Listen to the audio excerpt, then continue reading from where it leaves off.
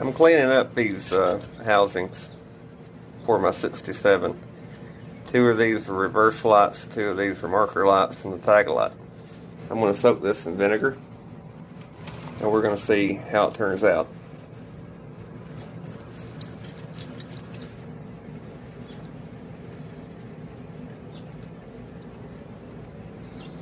We're going to let this soak for however long it takes.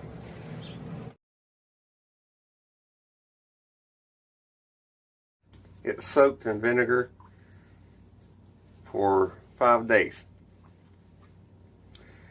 I had to drain it down some to carry it in here.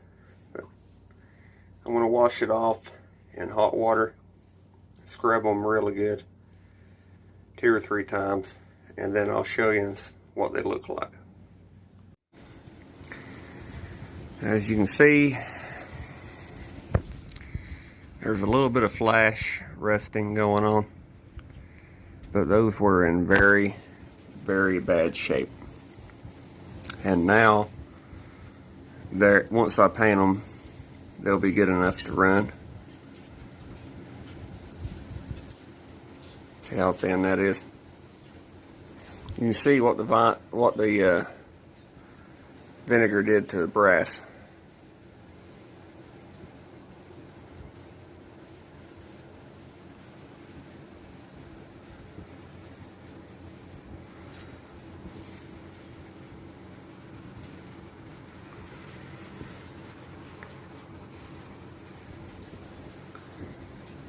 So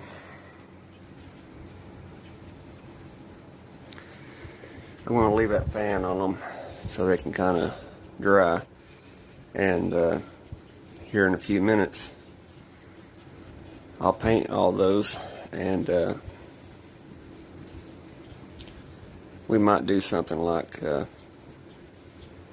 put the reverse lights and the tag light back together and stuff. I'm going to have to do a little bit of work to the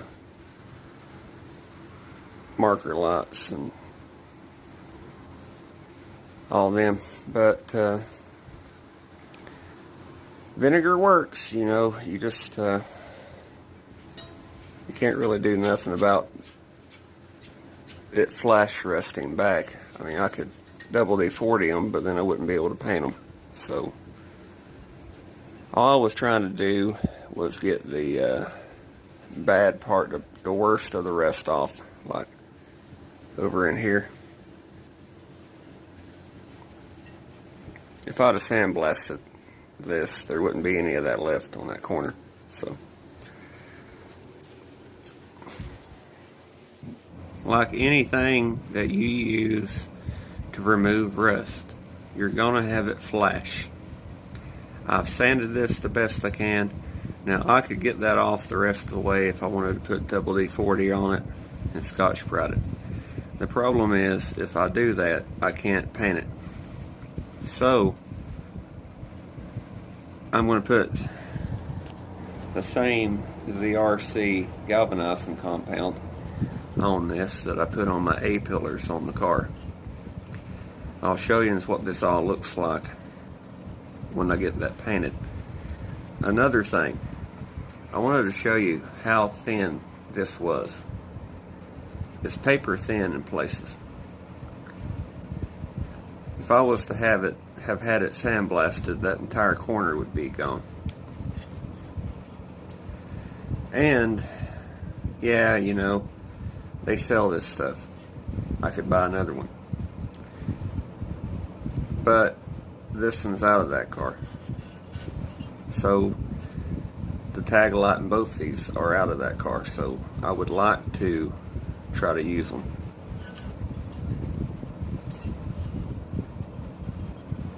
Show you some more in a second. After those dry, I'll show you a little bit more. What I'm going to do is I'm going to paint them. The backs are going to be black, just because that semi-gloss black hides a lot. And the insides are all going to be white, just like they're supposed to be for reflection. So, show you some more in a second. The zinc is dry. I'm going to paint this one, and then I'm going to show you.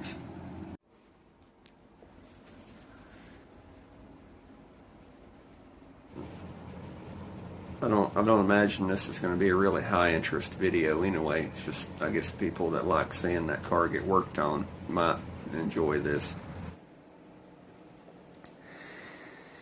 May not be perfect. It may not be like it was when it was new, but it's a tag light from 1967. It's got a new bulb. The lens is as clean as I can get it. The screws are back in it. The wire's cleaned up. I'm going to go down there and put that in, and I want to show you and see if it works. I hope it does. It really doesn't have a reason that it shouldn't. Alright, so I've gotten a few things at a time working. The rear tail lights are working now, and the tag light that I just finished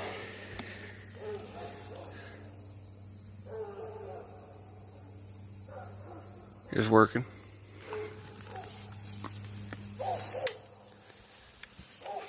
So won't be too much longer. Once I get the housings cleaned up, I should have front marker lights. I already have headlights.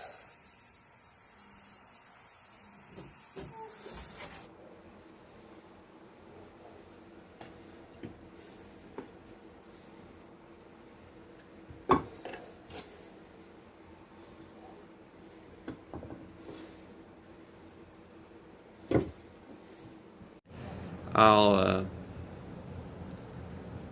show you the reverse lights working, and the front marker lights working, probably in the next video. I know it's going to be an issue.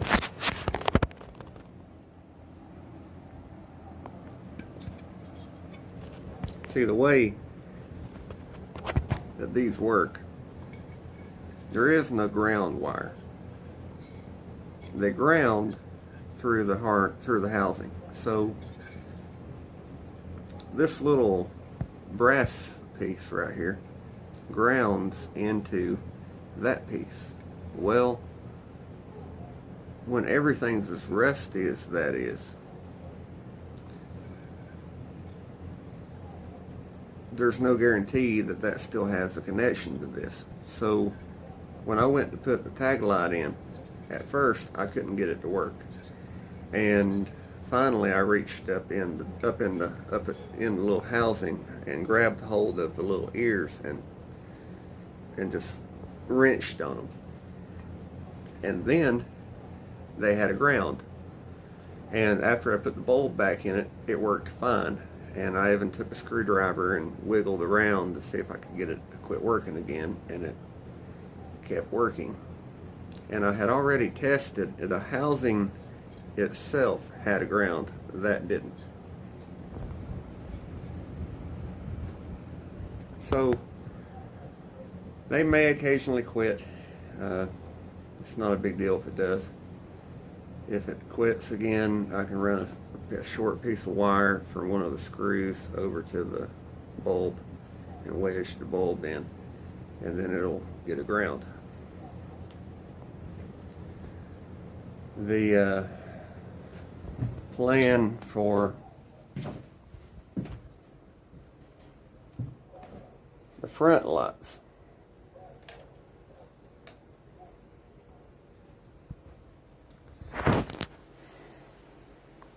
the springs that are supposed to be behind these, the spring that's supposed to be behind this piece, is rusted. I found one. I don't have the other side. And I already didn't have enough of these ends. So I'm probably going to take 2 short pieces of wire and solder wires to the little bumps on the bottom of the bulb, and also probably solder a wire to the sides of the bulb just to make sure they have a ground, and that way they cannot lose a connection.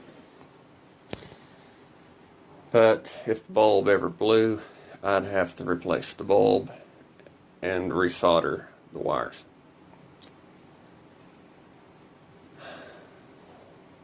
On my TikTok, I already had somebody say this. I know they sell that stuff new. But that kind of shoots myself in the foot. Buying new marker lights when, so far this is, even with having to buy 2 quarts of paint and having to buy the vinegar and everything, I'm out, and bulbs, I'm out $35. The light housings are $150. That $150, that $110 that I saved pretty much can go towards fixing something else. If I bought a light housing, I wouldn't be able to buy a headliner. Anyway, thanks for watching. I hope you enjoyed this video, and tell me what you think.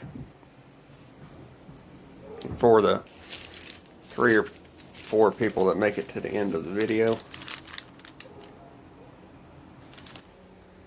I like these new shirts so much that I bought one.